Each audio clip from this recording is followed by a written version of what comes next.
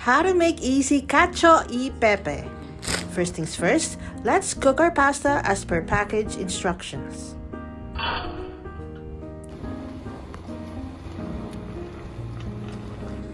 Once cooked, set aside. Next, heat 2 tablespoons of olive oil in a pan and add some pepper and some chili flakes. Next, add around 5 tablespoons of pasta water, and then we add in the cooked pasta. And we mix it very well.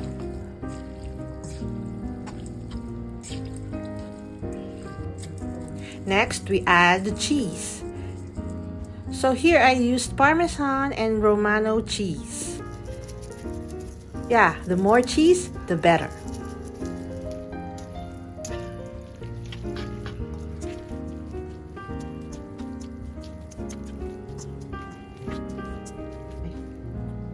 And now it's plating time.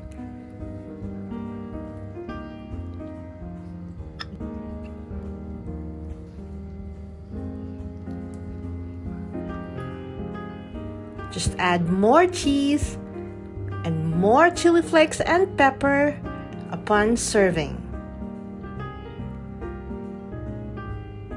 Thank you for watching.